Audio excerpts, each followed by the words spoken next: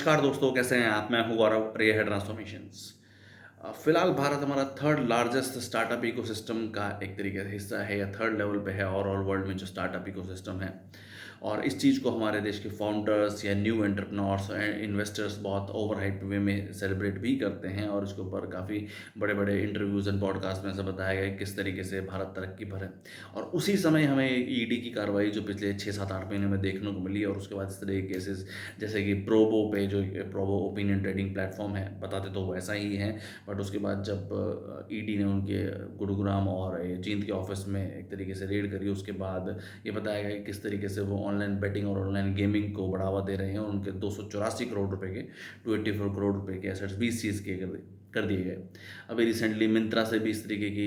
Cases देखने को मिले कि उन्होंने किस तरीके से वायलेशन ऑफ एफडीआई नॉर्म्स करा, फॉरेन डायरेक्ट इन्वेस्टमेंट जो है 1654 करोड़ रुपए का, और उनके ऊपर फेमा के तहत जो कि फॉरेन एक्सचेंज मैनेजमेंट एक्ट है उसके तहत एफआईआर भी रजिस्टर हुई। सिमिलरली ही वन सिग्मा टेक्नोलॉजीज के थ्रू के पे इस तरीके की केसेस हमें देखने को मिला जिसके अंदर लगभग 913 करोड़ रुपए के एफडीआई के वायलेशन किया गया नॉर्म्स एंड कंडीशन का, और फेमा के तहत ही उनके अगेंस्ट भी एफआईआर है, that's foreign exchange management act.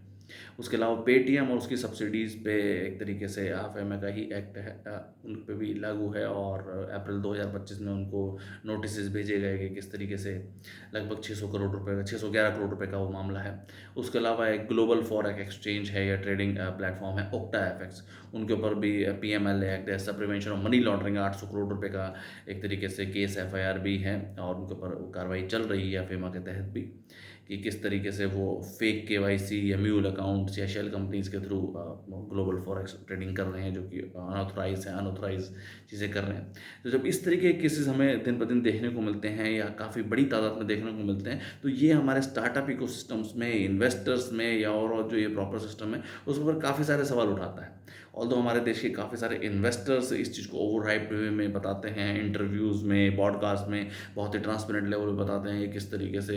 देश के फाउंडर्स और ये सब स्टार्टअप और यूनिकॉर्न कंपनीज काफ़ी अच्छा कर रही हैं। और जिस भी तरीके की ये कंपनीज का मैंने आपको नाम लिया, या इसके अलावा और भी जो बहुत सारी कंपनीज हैं जिनके ऊपर ईडी ने कार्रवाई करी या एफआईआर्स हैं या और कंप्लेंट्स हैं, उन सब की बोर्ड ऑफ डायरेक्टर्स से इन्वेस्टर यही सब मेजरली गिने चुने लोग ही हैं। तो ये जो एक तरीके से स्लैंग लैंग्वेज में चलता है कि उल्टा टोपी रिप्ड कल्चर जो ये है जो नए स्टार्टअप्स का है, तो ये कहीं ना कहीं दोहरा चरित्र दिखाता है उन सबके इन्वेस्टर्स का, कि ये सब जानते हुए कि किस तरीके से कंपनियां ऑपरेट कर रही हैं, किस तरीके के स्टार्टअप ऑपरेट कर रही हैं और क्या बोल के क्या एक्चुअल में हो रहा है, और उसके बाद ईडी किस तरीके की कार्रवाई है, ये एक बहुत बड़े सवाल खड़े करता है हमारा जो इंडिया का जो थर्ड लार्जेस्ट स्टार्टअप इकोसिस्टम है,